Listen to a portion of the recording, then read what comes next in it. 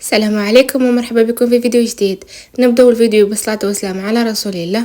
كما شفتوا اليوم حنشارك معكم وصفة عصير البرتقال بطريقة سهلة وبمقادير بسيطة. نبدأ مباشرة بالوصفة ونقول بسم الله. اول حاجه عندي زوج حبات تاع تشينا يكونوا كبار. هنا بديت نبرش فيهم باش نحيلهم كامل الزيت ولا القشره تاعهم. حاولوا كي تبداو تبرشوا فيهم ما توصلوش للطبقه البيضاء لانه هذيك طبقه فيها مروريه. ومن بعد راح نعصرهم هذه الاداه. شوفوا هنا تقدروا ما تعصروهمش. بعد ما تنحيوا لهم الزيت تاعهم كملوا قشروهم بالموس. نحيوا الطبقه الخشينه هذيك البيضاء ومن بعد قصوا التشينا تاعكم مربعات صغار. كملوا ضيفوا كامل المقادير وخلطوهم بالبراميكسور. واللي ما حبتش تخدم بالبراميكسور دير بنفس الطريقه اللي درت بها انا، يعني هكذا تحصلي من الاول على عصير البرتقال. بعد ما كملت عصرتهم حطيتهم على جنب وراح نضيف باقي المكونات. عندي كاس سكر للامانه فقط. هنايا في الاول ضفت كاس سكر ومن بعد في الاخير زدت نص كاس اخر، يعني السكر كامل كاس ونص. بعد ما ذقته بعد ما خلطته وزدت له الماء وذقته حسيته باللي مازال ناقص حلاوه، ضفت له في الاخير نص كاس. وهنا انتم تتحكموا في الحلاوه على حسب الذوق تاعكم.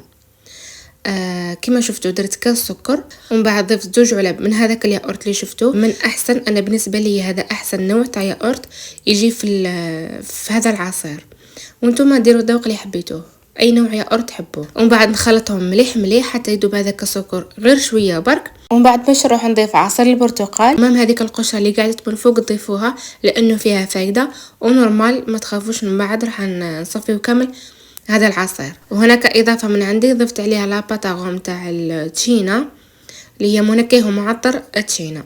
تقدروا تستغنوا عليه اذا ما حبيتوش ديروه، هو برك باش يزيد لي في الطعم تاع التشينا ولا العصير هذا، وزيد باش يعطيه لون مليح. وكي عاد ما هوش عصير طبيعي ضفت له هذا المنكه تاع البرتقال. ما نقدروش نقولوا عليه عصير طبيعي لانه فيه السكر الابيض وفيه الياغورت. العصير الطبيعي يكون خالي من الملونات والمنكهات والمواد الحافظه ونسبه السكر تكون فيه قليله. هذا يعتبر فقط عصير منزلي. ومن بعد راح نضيف عليه لتر ونص تاع الماء، يعني قرعه كومبلي. هنايا الماء على حسب الكميه اللي راح تستعملوها نتوما. هنا الكميه درتها لكم صغيره غير تاع لتر ونص. اذا حبيتوا كميه كبيره ضعفوا في المقادير، خاصه عصير البرتقال، يعني ديروا على الاقل من 4 حبات حتى ل5 حبات يكونوا كبار مليح هكا باش تتحصلوا على عصير البرتقال. شوفوا هنايا بدلت برك الصحن هذاك تعمر ياسر، حطيته في باتينه هذه. وشفتوا هنايا ضفت في الاخير نص كاس تاع السكر اللي قلت لكم عليه. هنايا لازم تذوقوا على حسب الذوق تاعكم. هنا لازم تذوقوا في الحلاوه، كاين اللي ما يحبوش حلو ياسر.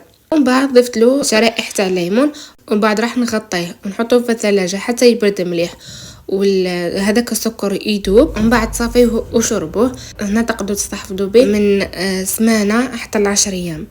ما يطولش هذا العصير لانه فيه الياغورت، على بالكم بالياغورت ما يطولش.